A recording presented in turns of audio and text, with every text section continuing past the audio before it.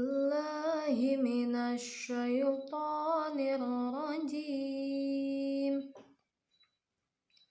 Bismillahirrahmanirrahim.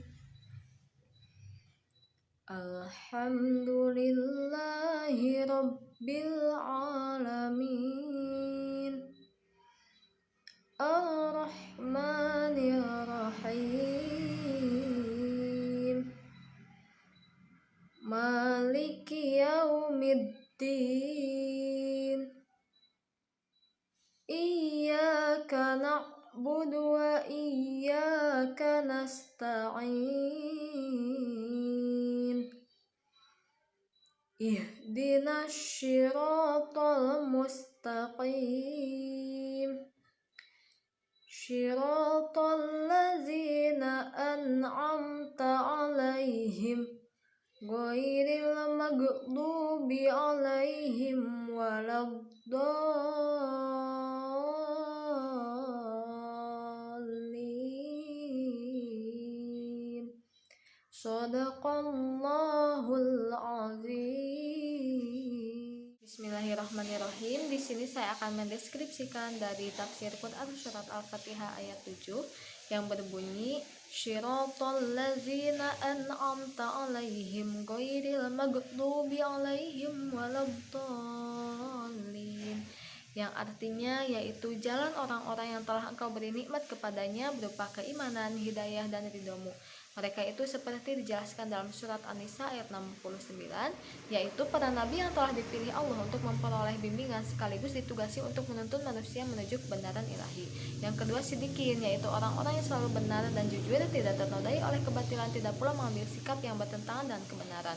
Yang ketiga, syuhada, yaitu mereka yang bersaksi atas kebenaran dan kebajikan melalui ucapan dan tindakan mereka, walau harus mengorbankan nyawa sekalipun, atau mereka yang disaksikan kebenaran dan kebajikan oleh Allah, para malaikat, dan lingkungan mereka.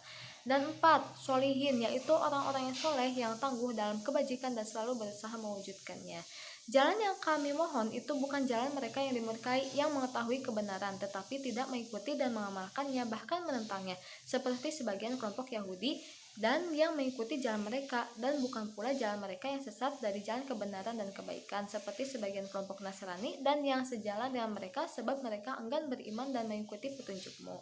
Nah, tafsir yang lainnya mengatakan setelah Allah Subhanahu wa Ta'ala mengajarkan kepada hambanya untuk memohon agar selalu dibimbingnya menuju jalan yang lurus dan benar, pada ayat ini Allah menerangkan apa jalan yang lurus itu. Sebelum Al-Quran diturunkan, Allah telah menurunkan kitab-kitab suci yang lain, dan sebelum Nabi Muhammad diutus, Allah telah mengutus rasul-rasul, karena sebelum umat yang sekarang ini telah banyak umat terdahulu.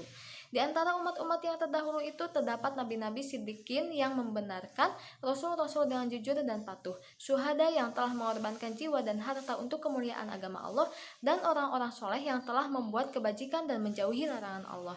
Mereka itulah orang-orang yang telah diberi nikmat oleh Allah, dan kita diajari agar memohon kepadanya agar diberinya taufik dan bimbingan sebagaimana Dia telah memberi taufik dan bimbingan mereka.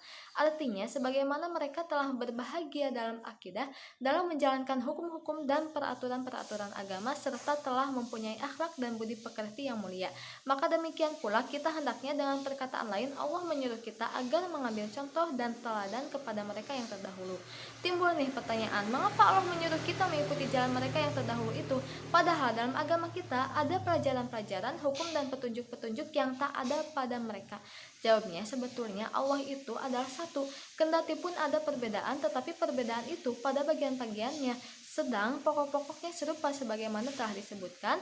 Sebagaimana halnya dalam umat-umat yang terdahulu itu terdapat orang-orang yang diberi nikmat oleh Allah, juga terdapat di antara mereka orang yang dimurkai Allah dan orang yang sesat.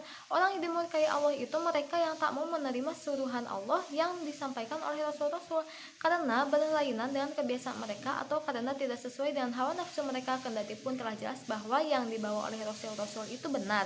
Termasuk juga ke dalam golongan ini mereka yang mulanya telah menerima apa yang disampaikan oleh Rasul, tetapi kemudian karena suatu sebab mereka membelok dan membelakangi pelajaran yang dibawa oleh Rasul-Rasul itu. Di dalam sejarah banyak ditemukan orang yang dimurkai Allah sejak di dunia mereka telah diazab Allah sebagai balasan yang setimpal bagi keingkaran dan sifat angkara murka mereka. Umpamanya kaum Ad dan Samud yang telah dibinasakan oleh Allah, sampai sekarang masih ada bekas-bekas peninggalan mereka di jazirah atau semenanjung Arab. Begitu juga Firaun dan kaumnya yang telah dibinasakan Allah di Laut Merah. Mumi Firaun sampai sekarang masih tersimpan di museum di Mesir. Orang-orang yang sesat ialah mereka yang tidak betul kepercayaannya atau tidak betul pekerjaan dan amal ibadahnya serta rusak budi pekertinya. Bila akidah seseorang tidak betul atau pekerjaan dan amal ibadahnya salah dan akhlaknya telah rusak, akan celakalah dia. Dan kalau sifat bangsa berada pada situasi seperti ini, akan jatuhlah bangsa itu. Maka dengan ayat ini Allah mengajarkan hambanya untuk memohon kepadanya agar terjauh dari kemurkaannya dan terhindar dari kesesatan. Di dalamnya juga tersimpul perintah Allah agar manusia mengambil pelajaran dari sejarah bangsa-bangsa yang terdahulu. Alangkah banyaknya dalam sejarah kejadian-kejadian yang dapat dijadikan ikhtiar dan pelajaran. Di dalam Al-Quran banyak ayat yang berkenaan dengan kisah umat dan bangsa-bangsa yang dahulu. Memang tak ada sesuatu yang lebih besar pengaruhnya kepada jiwa manusia daripada contoh-contoh orang dan perbandingan-perbandingan yang terdapat dalam kisah-kisah dan sejarah.